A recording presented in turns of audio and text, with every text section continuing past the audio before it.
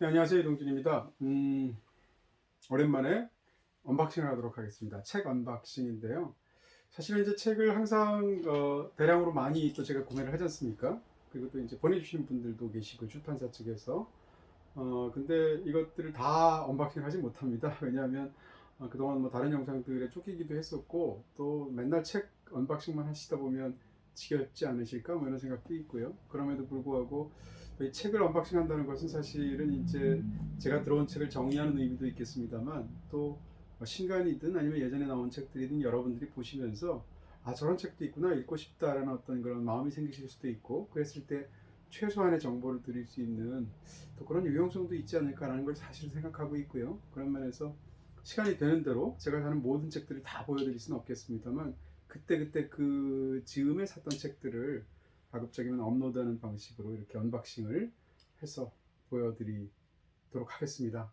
로파이가 생긴 이후로 이제 두 번째 책 언박싱인 것 같은데요. 최근에 한 2, 3주 사이에 산 책들, 또 온 책들, 이런 책들 여러분들께 지금부터 하나씩 보여드리도록 하겠습니다. 제가 제 돈 주고 산 책들이기 때문에 그 책들을 다 샀던 이유가 있지 않겠어요? 혹은 또 저한테 어떤 관심사로 어떤 책들을 골라내는지 같은 것도 때에 따라서는 정보가 될 수 있을 테니까 칼을 손에 쥐고 얘기하려니까 좀 그러네요. 자, 지금부터 언박싱을 시작하겠습니다. 자, 첫 번째 박스부터 언박싱을 할게요. 네, 따끈따끈한 교보를 통해서 주문한 책입니다.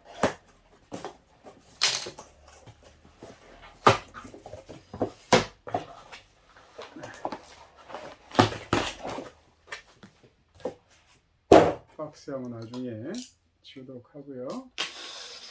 여기 또 지금 동봉된 정보가 있어서 살짝 뒷면을 먼저 하고요. 들을 하나씩 보여드리겠습니다. 자, 첫 번째는 최규숙 씨가 쓴 계류자들 이런 책입니다. 여기 보면 이제 아시아 귀신담의 계보. 지난번에는 제가 그냥 책 제목만 보여드렸는데 아주 짧게라도 그 영화에 관한 설명, 그 책에 관한 죄송합니다. 설명을 살짝 곁들여야 여러분에게 조금 더 유용하지 않을까 싶어서 물론 뭐 제가 산 책이니까 그 책들을 읽어보자는 상황에서 그 책들을 전부 다 알 수는 없지만 또 그래도 샀을 때는 그 책을 또 제가 찾아보거나 또 몇 페이지를 읽어보거나 이랬을 때 저의 어떤 감상이나 혹은 그 책에 대한 어떤 정보가 있는 거잖아요. 그런 걸 전달해 드리면 좋지 않을까 싶습니다. 짤막하게라도 설명을 곁드릴게요. 이 계류자들이란 책은 여기 보면 아시아 귀신담의 계보라는 이 저게 붙어 있습니다. 부제가 붙어 있어서 말 그대로 아시아 각국의 귀신에 관한 서사들을 분석한 책인데 또 이런 책 좋아하거든요. 근데 이 귀신담의 범위가 굉장히 폭이 넓어서 특히 이제 그것들을 단순히 이론으로 다루는 것이 아니라 예를 들어서 현재에 들어서도 계속 귀신담이 만들어지잖아요. 대표적으로 영화라든지 뭐 만화라든지 이런 것들 그걸 이제 종횡무진 누비면서 아시아 각국의 이야기들 다루게 되는 건데요. 대표적으로 뭐 강풀 작가의 조명 가게도 있고요. 영화로는 제가 굉장히 좋아하는 원더풀 라이프도 귀신 사사를 보는 겁니다. 그리고 또 넘겨보니까 뭐 예를 들어서 말할 수 없는 비밀도 있고 이렇게 해서 아시아에서 귀신담들이 갖고 있는 그런 의미들을 분석한 책인 것 같습니다. 네, 앞쪽에 너무 좋겠네요. 두 번째는 요즘 이 책 읽으시는 분들 많을 것 같은데요. 저주토끼입니다. 정보라 작가, 정보라 씨의 이 책. 저도 똑같습니다. 이 북화상에 이제 최종 후보가 됐잖아요. 그렇게 해서 언론에서 워낙 떠들썩하게 뉴스를 보기도 하고 이 저주토끼라는 책이 갑자기 궁금해지기도 하고 저 역시 마찬가지 이유로 이 소설을 사게 되었고요. 수상과 무관하게 또 이 소설을 대충의 단편집이잖아요. 안에 내용들을 이제 조금씩 읽어보기 시작하니까 재밌더라고요. 특히 이제 저주토끼라는 어떤 저주에 관련된 물건들을 만드는 그런 또 단편도 있고 해서 제가 또 지난번에 이동진의 그 저기 파이아키아에서 미신에 관한 얘기 드렸었잖아요. 또 관련된 것도 있고 어쨌건 판타지라든지 SF 분야에서 흥미로운 이야기들이 담겨 있지 않을까라는 어떤 기대감에 사게 되었습니다.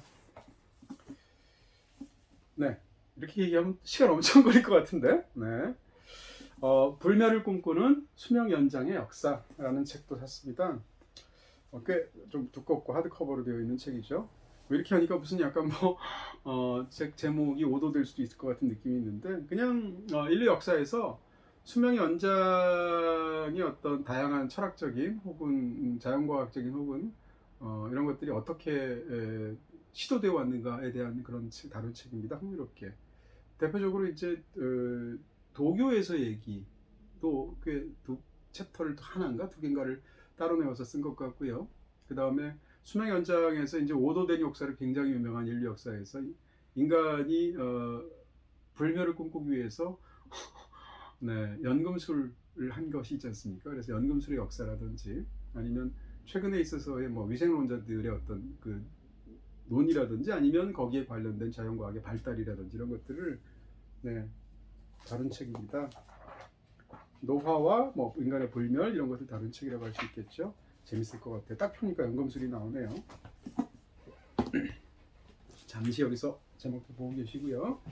자, 이번에는 두 번째 박스입니다. 박스가 워낙 여러 개인데요.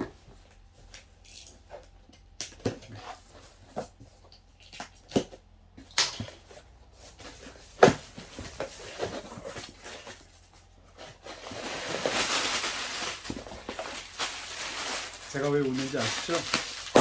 이런 거 좋아하니까.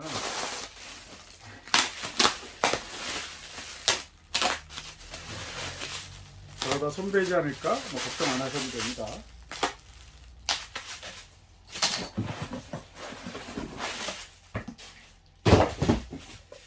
네, 바로 이게 드디어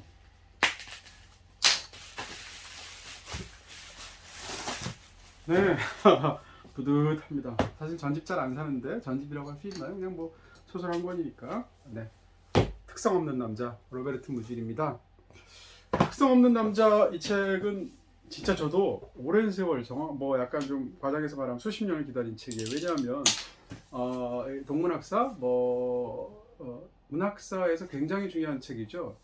이 특성 없는 남자, 네, 특징 없는 남자, 특성 없는 남자 번역하기 나름일 텐데 이 책은 이제 20세기 전반기에 이제 특히 이제 유럽에서 문학사를 다루게 될 때 굉장히 중요하게 문학사적인 의미를 가지고 있는 책들이 있잖아요. 대표적으로 영국이나 아일랜드 쪽에서 나오게 된 율리시즈 같은 책, 혹은 프랑스에서 나오게 된 잃어버린 시간을 찾아서 같은 책, 그리고 독일어권에서 나온 책으로 가장 중요하다고 문학사에 남아있는 책으로 기록된 책이 바로 이 특성 없는 남자거든요. 근데 이 책이 네, 워낙 번역이 어렵기도 하고 내용이 방대하기도 하고 심지어는 또 로베르트 무질의 이 책 자체가 미완성입니다. 작자 자체가 이제 이 소설을 완성하지 못했는데 그럼에도 불구하고 굉장히 문학사에서 중요한 의미가 있다고 하죠. 문학 사가들에 의해서. 근데 국내에서 이게 완역이 된 게 처음입니다. 제가 알기로는. 그러니까 과거에도 이 책이 한 두어 군데에서 시도가 있었고요. 저한테도 책이 있습니다. 근데 예를 들면 저한테는 1권밖에 없거든요. 한 권밖에 내지 않고 이후가 이 방대한 분량을 다 번역하지 못해서 한두 권 출판으로 끝냈던 경우들이 한두 번 있었던 것 같고요. 바로 그렇기 때문에 솔직히 얘기하면 저도 특성 없는 남자를 못 봤습니다. 왜냐하면 국내에서 완역이 되질 않았으니까. 그런 상황에서 예를 들면 제가 좋아하는 작가들 밀란 쿤데라 같은 사람에 대해서 이 로베르트 무질이 끼친 영향 같은 것도 굉장히 크다고 하거든요. 그런 의미에서 저는 1권만 깔짝깔짝대면서 잠깐 보는 상황에서 만만치는 않겠지만 이 책을 다 읽고 싶다는 생각을 오래전부터 했었는데 이 책이 드디어 완역이 되었고요. 번역자 자체가 로베르트 무질 전문가라고 하세요. 그런 의미에서 사실 이런 책을 내주면 저는 정말로 책을 좋아하는 사람 입장에서 이 출판사에서 에 대해서 굉장히 감사하는 마음이 듭니다. 상업성이 아마 있지 않을 것 같고 이걸 번역하기 위해서 너무 방대한 시간이 걸렸을 것 같고 나남 출판사에서 나왔는데요. 기쁜 마음으로 이렇게 5권짜리 세트를 사게 됐습니다. 얼마야? 네, 9만 원이네요. 인터넷 서점에서 10% 할인으로 샀어도 81,000원인데 주저함 없이 아주 기쁜 마음으로 심지어는 감사한 마음으로 샀고요. 제목이 특성 없는 남자인데 워낙 유명한 소설이니까 그러니까 이게 오스트리아 헝가리 제국에 관한 얘기예요. 1914년도에 제1차 세계대전이 일어나기 직전에 그 오스트리아 비인을 중심으로 해서 어떤 한 남자의 이야기를 따라가는 것인데 소설과 에세이에 약간 경계선상에 있는 것 같은 서술 부분들도 제가 보기에는 있었던 것 같고요. 그리고 무엇보다도 이 특징 없는 남자, 특성 없는 남자라는 이 말 자체가, 그러니까 어떻게 생각한다면 인간의 특성, 개인의 특성 이런 것들이 이제 외부에서 주어지거나 혹은 개인에게 있다고 치고 이제 그것을 지적하거나 해서 어떤 범주화에서 파악하려고 하는데 그걸 거부하는 남자의 이야기입니다. 그래서 이제 특성 없는 남자라는 이야기가 되는 건데요. 당연히 어떤 한 인물이나 혹은 그 시대 사항 같은 거나 이런 것에 대한 굉장히 과연 나는 누구인가 라는 문제를 혹은 그 시대의 어떤 본질을 파고 들어가는 그런 이야기들을 진지하게 다룬 그런 소설입니다. 네. 언제 이것을 다 완독할지는 알 수 없으나 일단 쟁여놓고요. 당연히 이 책을 좀 도전해서 완독해 보는 것으로 하겠습니다. 네. 역시 또 예스24에서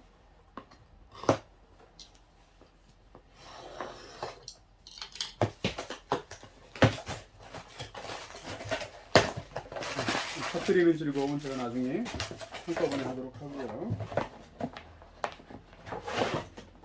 자, 역시 보겠습니다. 네, 역시 지리의 힘 2권을 샀습니다. 이번에 나왔죠. 지리의 힘 1권은 워낙 재밌게 봤습니다. 이 책이 그렇게 유명하기 전에 제가 예전에 했던 그 책 관련한 방송이 있었잖아요. 빨간 책방이라고. 거기서 지리의 힘 1권을 또 집중적으로 다뤄본 적도 있고 그때 굉장히 재밌었어요.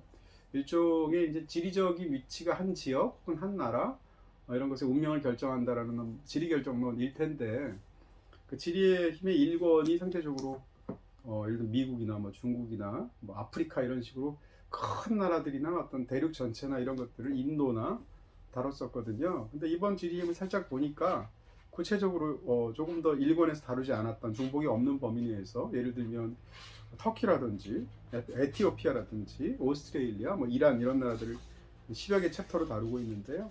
네, 사헬 지방도 있네요. 사헬 지방은 그러니까 사하라 사막의 이 남부 이 저미지대 이쪽 남쪽을 사헬 지대라고 하잖아요. 이런 것들에 대한 특성까지 여기 보면 모든 나라의 이야기는 그 위치에서 시작된다라는 어떤 뭐 카피에 해당하는 그런 문장이 있을 텐데 이런 책들 좋아하죠. 굉장히 재밌죠. 좋아하고 또 이런 거랑 관련된 어떤 지식의 연장선상에서 제가 4회, 5회 정도에 걸쳐서 또 이동길의 하이아키아에서 소개해드린 적도 있었죠. 네, 운전하는 철학자라는 책도 샀습니다. 운전하는 철학자는 서술이 굉장히 매력 있다는 생각을 했어요. 중간에 이제 제공하는 몇 페이지 읽을 수 있는 부분이 있잖아요. 읽어봤는데 쉽게 얘기하면 인간 다움의 어떤 본질을 인간의 이동성에서 찾는데 그 이동성의 핵심을 현대에서는 이제 자동차를 생각하지 않을 수가 없잖아요. 그런 상황에서 인간은 대체 왜 운전을 하고 운전을 할 때 우리는 어떤 방식으로 인간다움을 드러내는가 라는 것을 철학자가 쓴 책이에요. 본인도 직접 심지어는 뭐 차량을 만드는 것 같던데 앞부분 잠깐 보니까 어쨌건 흥미롭게 이 차 운전, 뭐 자동차 이런 것과 관련된 이야기를 자동차를 통해서 본 하나의 흥미로운 인간론을 읽을 수 있지 않을까라는 기대감에서 보게 됩니다. 네, 물고기는 존재하지 않는다 이 책입니다. 이 책 좋아하시는 분들 많은 것 같은데요. 저는 아직 안 봐서 이제 사게 되는데 물고기는 존재하지 않는다라는 역설적인 이름 제목이 재밌죠. 이게 그러니까 세상에 물고기라는 건 없다는 거죠. 예를 들어서 뭐 청어도 있고 뭐 새치도 있고 뭐 참치도 있고 하지만 그것을 통칭해서 우리가 범주화해서 물고기라고 말을 함으로써 어떻게 생각하면 그 각각의 그 물고기 어종들의 어떤 다양성이나 특성 같은 것이 어떻게 보면 사장이 된다는 얘기를 굉장히 역설적으로 제목으로 뽑은 것 같은데 이런 자연과학의 넌픽션 작품 저작들을 굉장히 좋아합니다. 좋아하는데 저자 자체가 갖고 있었던 굉장히 실존적인 위기, 본인에게 닥쳐온 그런 위기 속에서 그것을 타겟책이기도 하고 자기를 투사한 어떤 대상이기도 한 19세기의 물고기 분류학자, 어종 분류학자인 사람의 전기를 쓰는 건데요. 그러면서 자기와의 관련된 이야기를 쓰기도 하고 굉장히 자유로운 어떤 그런 화법을 통해서 19세기에 굉장히 흥미롭지만 그 자신이 뭔가 그늘도 갖고 있었고 명함도 있었던 물고기 분류학자와 또 자기 이야기를 같이 섞어가면서 흥미롭게 쓴 책인 것 같습니다. 네, 뒤에 보니까 이 추천의 말들이 굉장히 화려하던데 과연 그런 건지 읽어보도록 하겠습니다. 내려놔야죠. 제가 다음 책을 또 보겠죠. 자, 그 다음에 여기다 이렇게 살짝 두고요.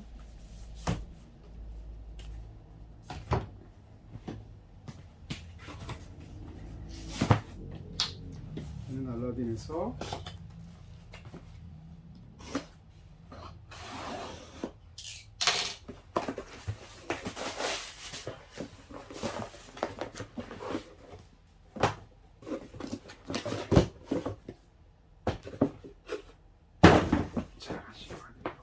먼저 히트의 탄생이라는 책입니다. 책 제목이 재밌죠? 히트의 탄생 대한민국 브랜드 100년 분투기라고 부제가 붙어 있는데 지금 보니까 다 알겠네요. 37살이고 어떻게 다 알지? 네, 다 옛날 제품들인 것 같은데 무슨 진로소주, 네, 소고기 맛 라면, 바카스티 이런 거 뭐 요즘도 나오니까 럭키 치약, 네, 이건 모르겠는데 오리온 종합 케키 뭐 이런 것도 있었나 봐요. 활명수, 백양표 메리아스 등등. 여기 보니까 한자로 이명래 고야까지 있네요. 어찌됐건 이런 그 뭐 새우깡이나 도루코나 뭐 모나미나 뭐 등등등 지난 한 1890년대부터 1970년대까지 굉장히 크게 인기를 끌면서 히트했던 그런 상품을 통해서 브랜드를 통해서 한국인의 지나온 역사를 되짚어보는 효과도 있는 그런 책으로 보입니다. 이런 책 재밌잖아요, 그렇죠? 두 번째는 의학의 미래라는 책이네요. 이거는 이제 아까 뭐 무슨 수명 연장의 역사에 관한 책도 있었지만 이건 이제 반대쪽이죠. 아까 그것은 이제 과거를 통해서 인류가 어떻게 그쪽으로 시도해 왔고 어떤 논리를 개발해 왔고 어떻게 구체적인 성과를 냈는지가 아까 그 책이었다면 이 책은 말 그대로 질병과 노화를 인간이 극복하기 위해서 지금 어떤 노력을 한 결과 미래가 어떻게 될 것인가를 예측한 현재 어떤 의학의 발달 과정을 점검해 보고 있는 그런 책이고요. 뭐 예를 들어서 암의 정복 과정이 현재 어디까지 오게 됐는지, 알츠하이머는 또 어떤지, 인간의 장기를 대체할 수 있는 어떤 그런 인공적인 장기들의 개발은 어디까지 왔는지 이런 것들을 진단하고 있는 책입니다. 세종의 허리, 가우디의 뼈. 또 이런 책도 제가 굉장히 좋아하죠. 그러니까 쓴 사람이 의사인 것으로 보이는데요. 역사 속에 있었던 구체적인 굉장히 유명한 사람들을 그 사람들이 실제로 어떤 질병에 시달려 왔는지를 남겨져 있는 자료를 통해서 추론을 하게 되는 거죠. 예를 들어서 이제 가우디 여기 뼈라고 되어 있는데 가우디가 어려서 굉장히 심각한 관절염을 앓았다는 건데 그게 가우디의 성격이라든지 예술에 큰 영향을 미쳤다는 거 아니에요. 그래서 어떤 뼈의 구조 같은 것을 이제 건축에다가 본인 스스로가 원용하기도 하고 이랬다는 건데 그럼에도 불구하고 실제적으로 가우디의 구체적인 관절염이나 뼈의 상태가 어땠는지를 진단한 결과 자체가 지금 남아있지는 않잖아요. 그래서 남아있는 자료를 통해서 추론해 가면서 그것이 그 사람의 어떤 업적과 혹은 삶과 어떤 관계를 맺고 있는지를 묘사하고 있는 그런 책인 것 같습니다. 세종대왕은 허리가 굉장히 안 좋았다고 그래요. 왜 역사책 보면 세종대왕이 이제 허리가 굉장히 허리인지는 저도 몰랐지만 구체적으로 몸에 굉장히 그런 불편한 부분들이 있어서 전국에 있는 온천 같은 것을 찾아다녔었잖아요. 그런 걸 포함해서 실제로 세종대왕이 굉장히 왕성하게 뭐 지적으로나 이런 것들을 활동하는 사람이지만 유독 운동하는 것은 게을리하고 싫어했다는데 그 이유 중에 결정적인 것이 바로 이런 허리가 좋지 않아서 그 통증 때문인 것으로 보입니다. 어쨌건 이런 식으로 한 20여 명의 인물들의 도스토옙스키도 있네요. 네, 니체도 있고 이런 사람들의 질병을 의사의 눈으로 탐색해보는 그런 책입니다. 네, 영화와 문학의 서술학이라는 책인데요. 말 그대로 영화와 문학은 각각 어떻게 다른 특징으로 서술을 하고 있는가를 대비해서 쓴 그런 책이고요. 동문선에서 이런 진지한 영화 이론서들이 굉장히 많이 나오고 있죠. 자동차 민주주의, 네, 역시 또 아까 주제랑 약간 겹치기도 하는데 좀 다르죠. 이 책은 이제 강준만 씨가 쓴 책인데 강준만 씨가 워낙 이 책을 엄청 많이 쓰잖아요. 100권도 더 쓰지 않으셨나 싶은데 강준만 씨가 이제 어떤 특정한 주제를 잡아서 가볍게 어떤 쓰는 그런 책들 자주 봤습니다. 이제 그 중에 오늘은 자동차 민주주의인데요.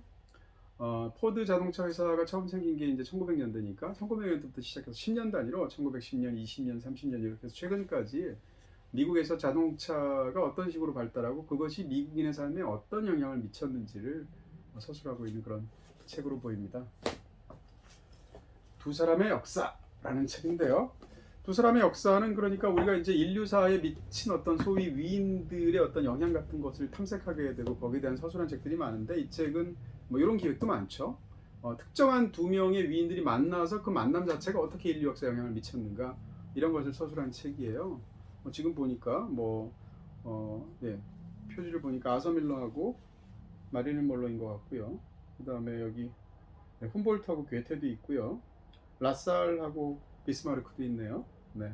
그리고 저 빈센트 반 고흐하고 고갱도 있고 이런 식으로 정치라든지 뭐 과학이라든지 예술의 영역 이런 전 영역을 통틀어서 과연 이 위대하다고 말하는 두 사람의 만남이 과연 역사에 어떤 영향을 구체적으로 미쳤는지를 다룬 책입니다. 표지가 아주 강하죠? 독한 것들. 저도 표지 때문에 이끌려서 뭐야 하고 보게 되었는데 네, 여기 보시는 것처럼 이게 굉장히 화려한 무늬를 갖고 있는 그런 개구리잖아요. 그래서 다른 개구리하고 달리 이 개구리는 이름은 잘 모르겠는데 무슨 개구리인지 독화살 개구리 뭐 어쨌건 이런 개구리가 왜 이런 화려한 빛깔과 함께 독을 갖게 되었는지 독을 갖고 있는 동물들은 어떤 특성을 갖고 있고 그런 독이 진화론적으로 따지게 되면 어떤 식으로 기능하게 되고 또 어떤 유익한 점이 있고 뭐 등등등 이런 것들을 다룬 거예요. 그래서 동물마다 독이 있는 많은 동물들, 독한 조류들, 뭐 뱀이라든지 지금 이런 것들이 지금 펼치니까 나오고 있는데요. 맨 뒤에 보면 인간과 독에 관한 관련도 역시 4챕터에서 따로 다루고 있네요. 네. 궁금해서 샀습니다. 자, 그 다음에 아유, 책이 무겁잖아요. 그러니까 집으면서 어구구구 뭐 이런 소리 내게 되네요. 네, 지금 또 밤 시간이 많이 늦기도 했고.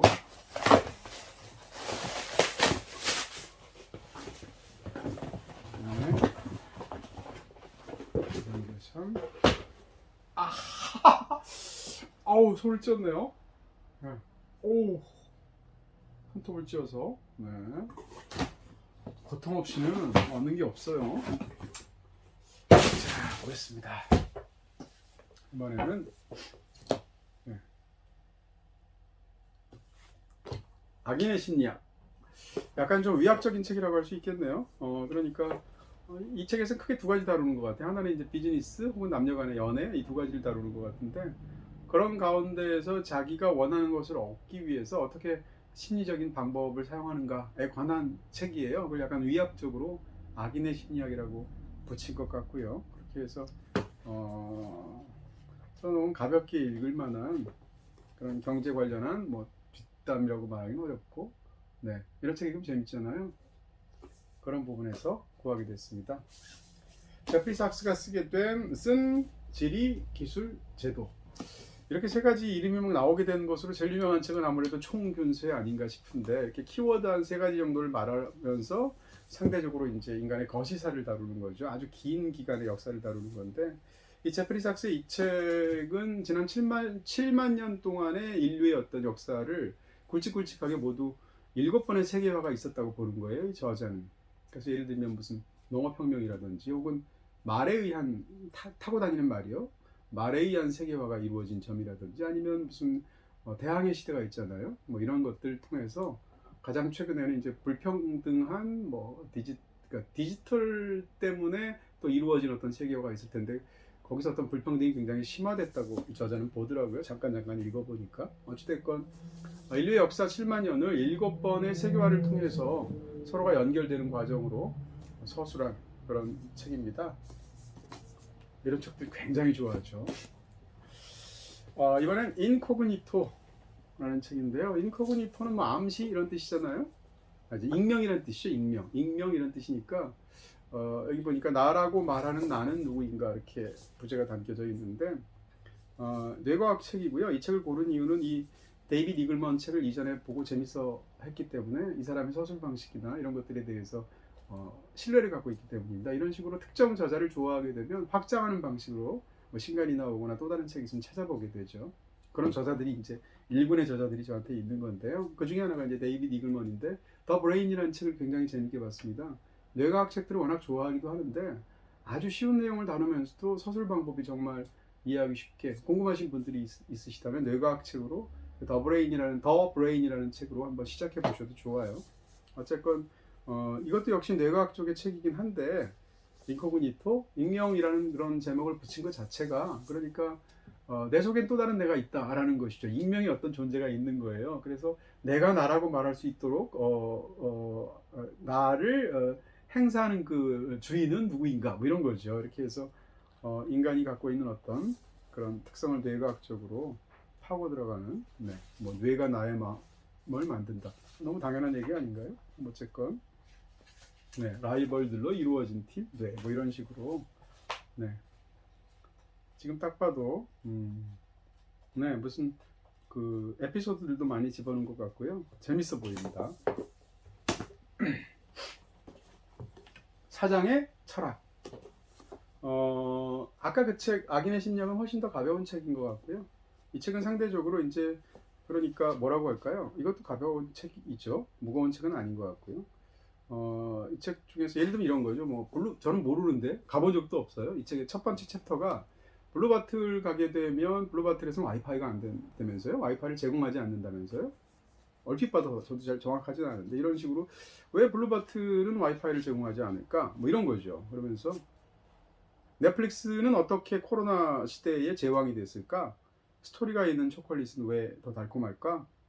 브랜드를 만드는 카피는 어떻게 만들어졌을까? 뭐 이런 식으로 이 브랜드의 철학, 어떤 기업 혹은 경영인의 어떤 비즈니스 철학 이런 것들을 다룬 책입니다.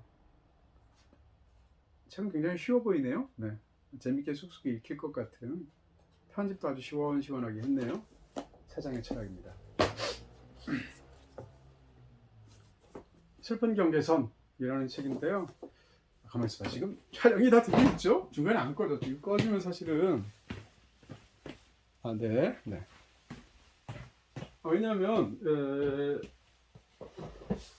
이걸 사실은 중간에 꺼졌는 걸 두려워하니까 그럼 큰일 나잖아요. 뭐 큰일 날 건 없죠. 이렇게 두 번, 세 번에 나눠서 올리면 되는데 보시기 또 불편하시니까. 근데 이걸 반전시켜서 제가 여기서 화면을 확인하면서 녹화를 하면 제일 편하죠. 근데 이게 책 컨텐츠다 보니까 이 책을 여러분한테 이렇게 보여드려야 되는데 이게 반대로 뒤집히면 안 되잖아요. 그러다 보니까 지금 사실은 제가 촬영이 제대로 되는지를 갑자기 두려워져서 잠깐 봤습니다. 어쨌건 슬픈 경계선은 아시아 쪽에 한정해서 한 나라 안에서의 수많은 어떤 부족이나 어떤 뭐 집단이나 혹은 계급이나 이런 걸 나누는 경계선에 관해서 직접 본인이 가기도 하고 거기에 대해서 쓰게 되는 어떤 그런 굉장히 진지한 책입니다.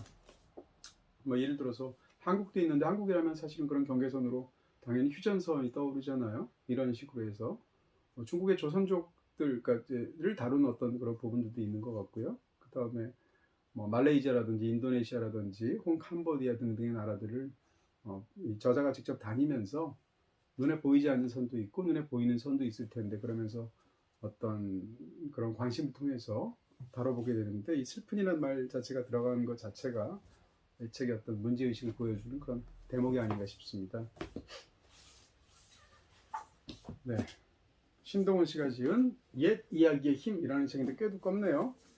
기본적으로 이야기 자체를 다루는 책을 좋아합니다. 그러니까 이야기를 들려주는 무슨 픽션 혹은 뭐 넌픽션 이런 것들도 좋지만 이야기라는 것이 대체 어떻게 짜여지고 이야기에 숨겨진 함의는 뭐고 아까 귀신담도 마찬가지잖아요. 마찬가지로 다양한 어떤 옛날 이야기 속에서 그게 어떤 이야기들, 어떤 그 원형적인 인류의 생각들이 포함되어 있는지 예를 들어서 성장하는 사람에 관한 성장담은 또 어떤 뭐 포맷을 갖고 있고 어떤 함의를 갖고 있고 뭐 이런 식으로 주제별로 이렇게 다른 책처럼 보입니다. 재밌을 것 같아요. 자, 이번에는 정리하는 뇌라는 책인데요. 정리하는 뇌 역시 뭐 뇌과학 책이죠. 근데 이제 뭐라고 할까요? 이 책을 쓴 사람이 저자가 워낙 유명한 사람이잖아요. 이 데니얼 레비턴이라는 사람이 이제 1만 시간의 법칙 굉장히 유명하잖아요. 특히 우리나라에서는 이제 아웃라이어 같은 책, 그 책을 통해서 그 말콤 글래드웰의 많은 분들이 더 많이 확산되게 됐는데 1만 시간의 법칙이라는 거 저도 자주 떠올리게 됩니다. 예를 들어서 제가 영화를 본 시간 뭐 등등등 이런 것들. 근데 이 정리하는 뇌는 현대 오면서 이 뭐라고 할까요? 수많은 정보들이 있잖아요. 그 속에서 정보 과잉 상태에서 뇌가 그런 어떤 정보들을 과연 어떻게 처리하는지, 그 중에서 이제 굉장히 탁월한 지성을 갖고 있다고 생각하는 사람들은 상대적으로 범주화를 굉장히 잘한다는 건데요. 그랬을 때 뇌가 어떤 식으로 범주화를 하는 것인지, 혹은 이런 정보들을 정리하는지, 이런 것들을 집중적으로 다루고 있는 뇌과학 책입니다. 소방관의 선택이라는 책인데요. 네, 소방관으로 오래 활동해온 저자가 소방관이 되면 모든 재앙은 다들 똑같은 재앙이 하나도 없다는 거죠. 그 순간 매번 고유한 굉장히 중요한 선택을 하겠죠. 예를 들어서 경우에 따라서는 A라는 사람을 살릴지 B라는 사람을 살릴지, 아니면 지금 투입돼서 건물 속으로 들어갈지, 아니면 조금 더 불길이 잦아들기를 기다릴지 등등등 수많은 선택을 정말 생과 사의 갈림길에서 해야 되는 부분들이 있을 텐데, 워낙 숭고하기도 하고 위험하기도 한 직업이니까, 그랬을 때 소방관은 어떻게 선택하는지를 쓴 책입니다.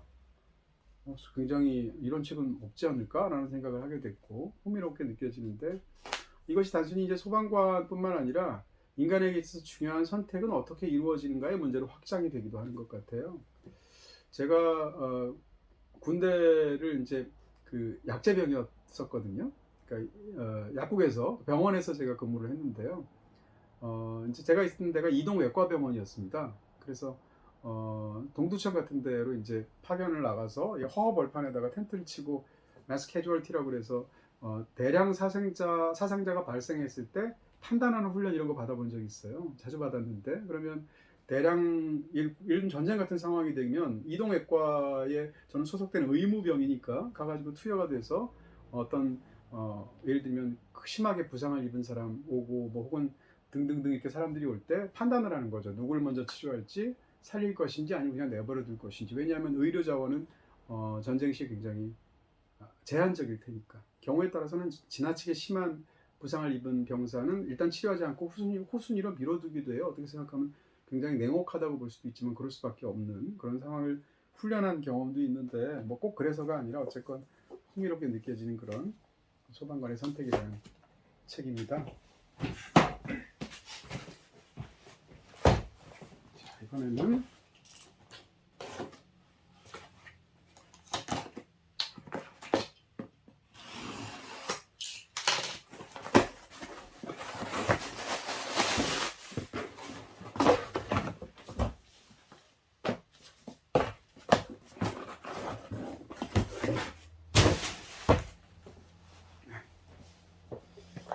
한병철 씨의 시간의 향기, 뭐 제독 철학자죠. 뭐 독일 사람이죠.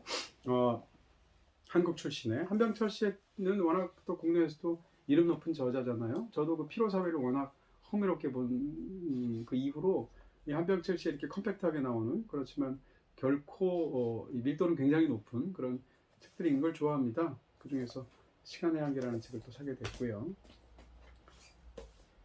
네, 인류 역사를 관통하는 거대한 유산이라는 부제가 붙은 단 하나의 이론이라는 책인데요.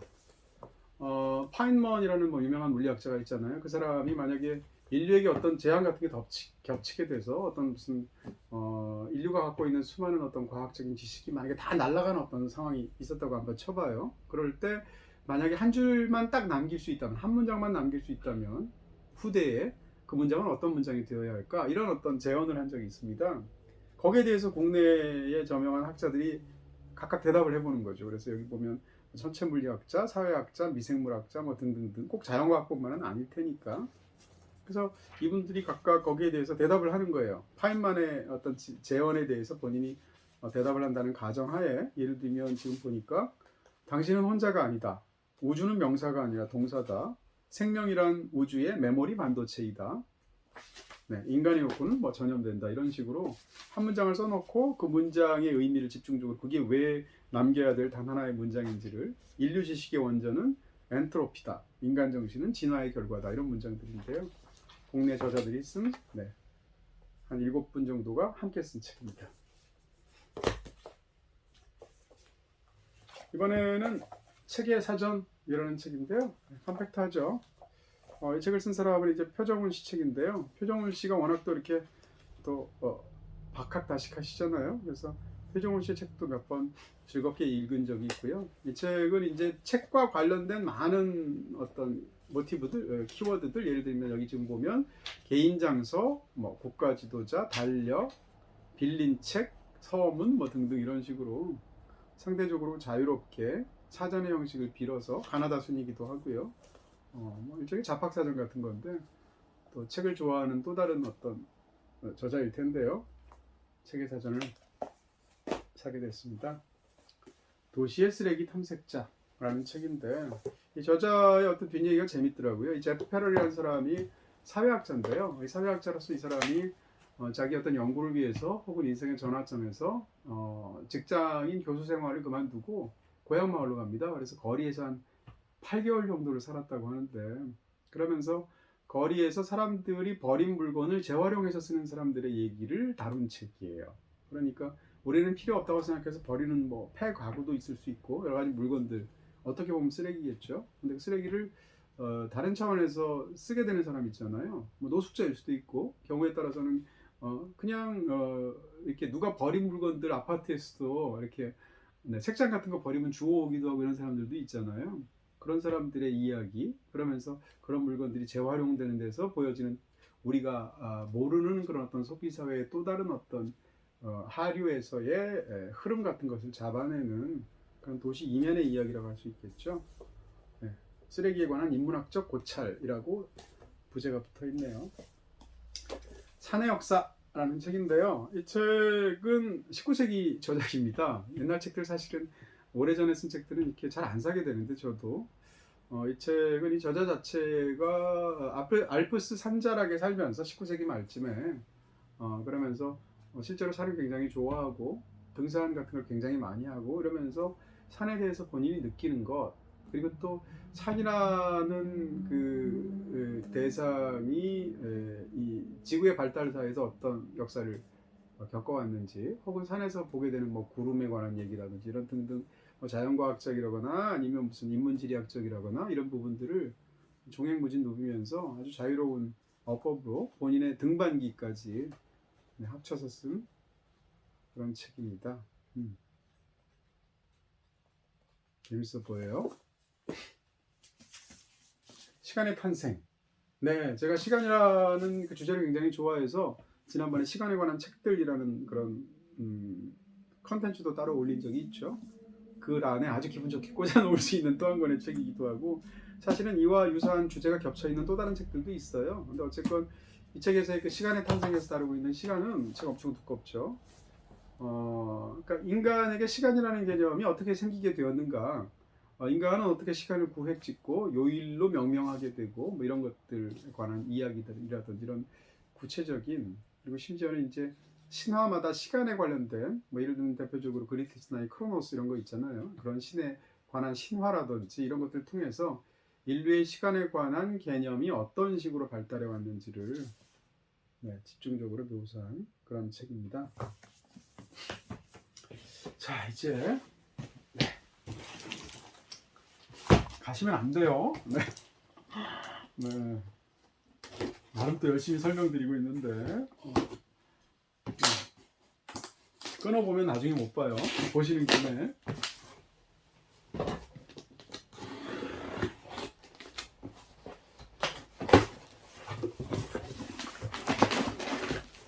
네, 지금까지 보여드린 책은 내돈내산. 제가 제 돈 주고 산 책이고요. 여기서부터는 이렇게 뭐 옛날 빨간 책방에 비하면 현저히 적지만 그래도 감사하게도 아직도 책을 출판사에서 보내주세요. 그리고 평론가 이동진 이렇게 써있네요. 네, 하나씩 보도록 하겠습니다.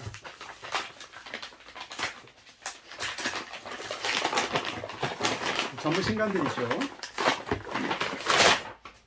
네. 저승 최후의 날, 지구 최후의 날이 아니라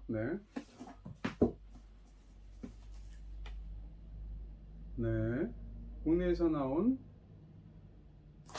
공학 박사 타이틀을 갖고 계신 분인데요. 저자 이름은 시아란인 것 같고요.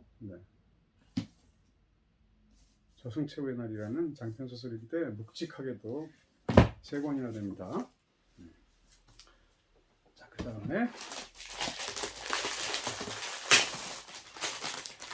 이 언박싱 방송을 하는 작은 이유 중에 하나, 이유의 한 5% 정도, 솔직히 주목적은 아니고요. 이거 어차피 제가 다 뜯어야 되거든요. 그러니까 기왕 뜯는 거 여러분에게도 좀 흥미도 있고 정보도 되는 일을 해보자, 뭐 이런 차원입니다. 네, 슬라브 막이 오른다. 다 어쨌건 상당수는 다 제가 처음 보는, 접하는, 지금 뜯으면서 보는 책이니까요. 내돈내산이 아니기 때문에 네, 이것도 빨리빨리 진행하도록 하겠습니다. 이거는 진실의 조건, 철학이 진실을 구별하는 방법. 네.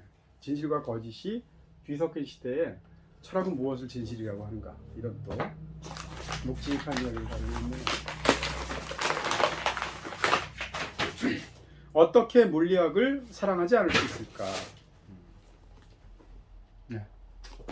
이런 제목 붙이면 또 읽어보고 싶잖아요. 위대한 개츠비가 또 나왔네요. 네. 위대한 개츠비의 또 다른 판본을 저한테 또 보내주셨습니다.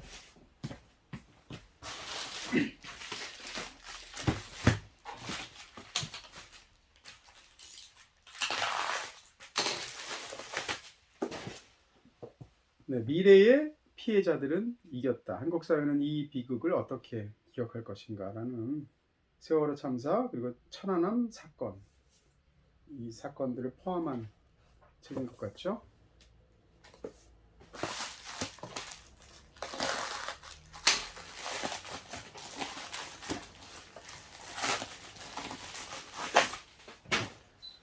누구에게나 신이 필요한 순간이 있다. 네. 쓴 사람이 에릭 와이너네요. 에릭 와이너의 책 워낙들 또 좋아합니다. 에릭 와이너를 따로 제가 꽂아두기도 하는데, 최근에 이제 소크라테스 익스프레스가 워낙 인기를 끌었잖아요. 그래서 그 연장선상에서 또 번역되어서 나온 것 같습니다. 에릭 와이너의 네. 워낙 서술을 재밌게 하고 또 이렇게 종횡무진 누비기도 하고 재밌을 것 같아요.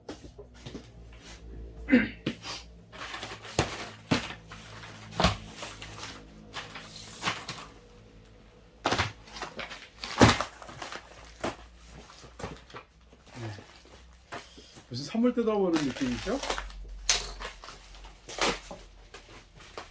그렇게 또 제가 책을 사서 뜯어보는 느낌 좋지만 그렇게 보내주시는 것도 받는 느낌 쏠쏠하죠. 네. 독립영화 비평전문집. 네. 제가 아마 후원자라서 보내주신 것 같은데요. 네, 어쨌건 한국 독립영화협회에서 나온 책입니다. 50일 넘버링이 되어 있네요. 벌써.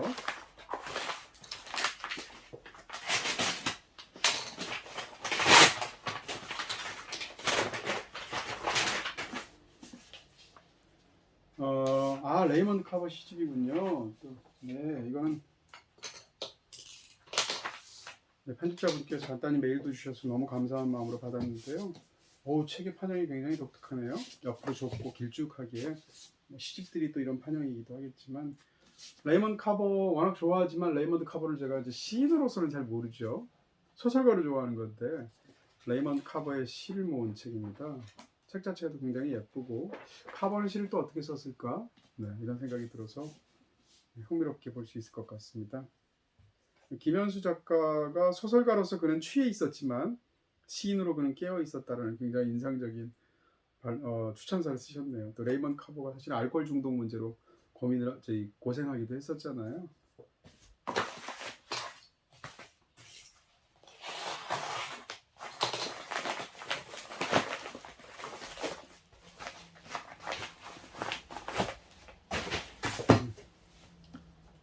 나보코프의 러시아 문학 강의입니다. 네. 블라디미르 나보코프는 뭐 소설가로 워낙 당연히 유명하고요. 굉장히 중요한 어떤 족적을 남긴 그런 작가이겠습니다만, 사실은 뭐라고 할까요? 이 문학에 관한 그런 어떤 다양한 견해들 또는 뭐 심지어는 좋은 교수였던 것으로 저도 알고 있고요. 그런 식으로 해서 러시아 문학에 대해서, 러시아 출신이니까 강의를 아마 미국에서 했겠죠. 네. 그 내용을 모은 것 같습니다. 네, 여기 보니까 무슨 고골 얘기도 나오고 카라마조프가의 형제들 직막 넘기다 보니까 네, 쭉쭉 나오네요. 브론스키 백작 얘기 나오는 거 보니까 또 안나 까레니나이기도 할 거고요.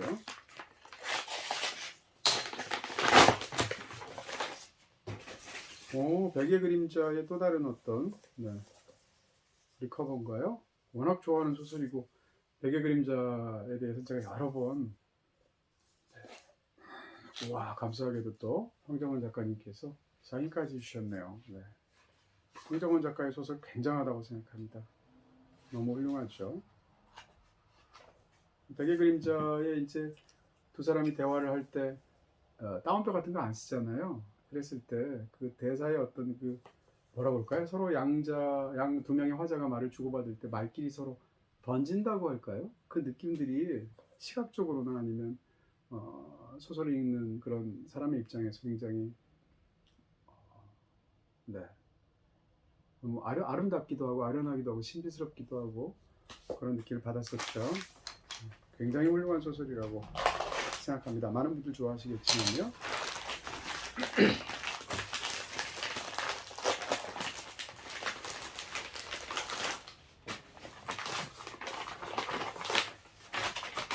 아유, 모아서 보내주셨네요. 감사하게도 문학과 지성사에서 일단 네, 라오서의 이혼, 라오서 노사 그쵸? 네. 중국 문학에서 역사에서 굉장히 중요했던 인물이죠. 그 다음에 샤오홍, 가족이 아닌 사람 이렇게 두 권의 소설들을 보내신 것 같고요.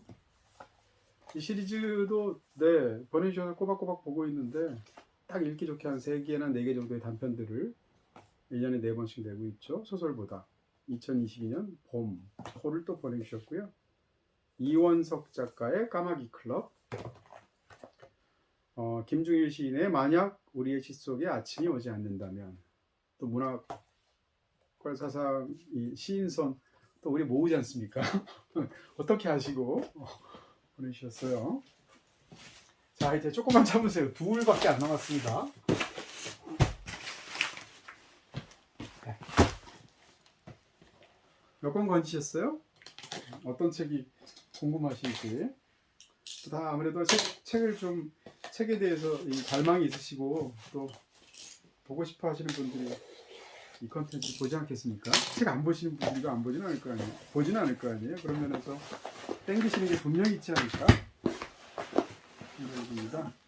네. 어이구 뭐 편집자님께서 편지까지 손글씨로 보내주셨네요. 뭘까?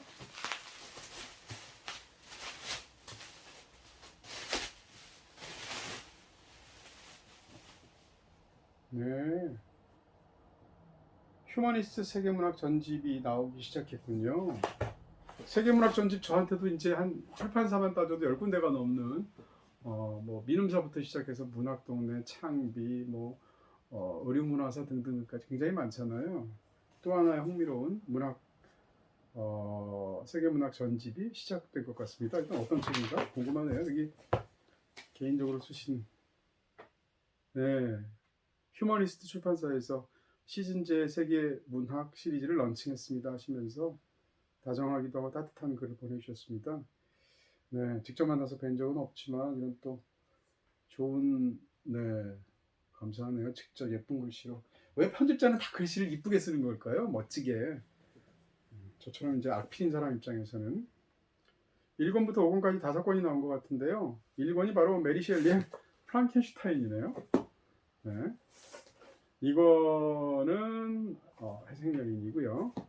3권 어디 있어? 네, 3권은 정유혜 씨. 4권은 이게 사요. 네. 금박되어 있어 잘 안 보이네요. 사악한 목소리. 5권은 초대받지 못한 자까지 5권이 한꺼번에 일단 나오면서 런칭이 된 것 같습니다. 전집답게 아마 전체적인 디자인도 굉장히 중요했을 텐데 상대적으로 네 표지 디자인도 굉장히 특이하네요. 이런 방식으로 통일성을 주면서 나오게 되는 것 같습니다. 값은 얼마야? 궁금해지네요. 제일 두꺼운 건 15,000원, 조금 상대적으로 얇은 거는 13,500원 정도의 가격이네요. 자, 그 다음에 여기 전부예요. 사실은 저기 더 많아요. 훨씬 더 많은데 다 보여드릴 수가 없으니까 진짜 부지런히 지난달에도 하고 지지난달에도 하고 했었어야 되는데 지금 이게 한 2, 3개월 만에 하는 것 같죠. 하다 보니까 일부만 이렇게 여러분께 보여드립니다. 한정없이 또 이렇게 길게 하면 안 보시잖아요. 자, 이번엔 이수부 작가가 쓴 이수부 키친. 네. 10평 남짓한 공간에 테이블이 하나 있고 손님은 한 팀만 받는 그런 식당이라고 하네요. 네. 그 다음에 요즘 사는 맛이라는 책이네요. 먹고 사는 일에 누구보다 진심인 작가들의 일상 속 음악 이야기에서 김겨울 작가부터 시작해서 밑에까지 쭉 보면 뭐 소년 작가, 요조씨, 요조 작가 등등등까지 천선란 작가도 있고요. 한 10여 명의 작가들이 쓴 음식 에세이인 것 같습니다. 카이스트 명상 수업이라는 책인데요. 네. 카이스트에서 했던 그 강의를 모아놓은 책인 것 같죠? 마지막입니다.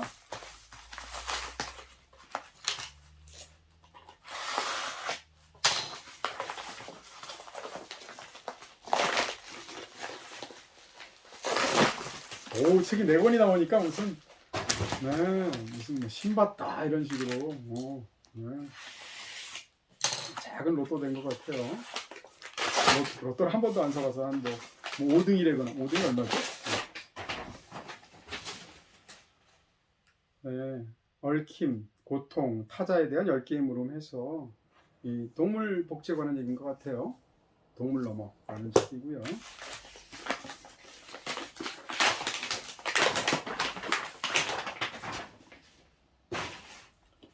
네. 양들의 침묵을 능가하는 충격 스릴러라는 카피가 붙어있는 악의 심장이라는 장르 소설인 것 같습니다.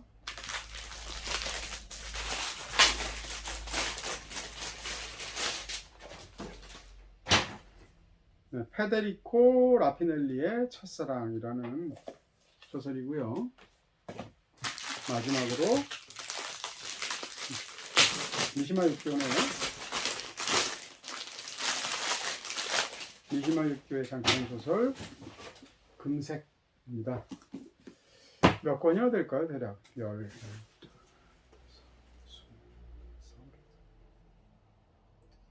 한 60권 정도 되는 것 같은데요. 네.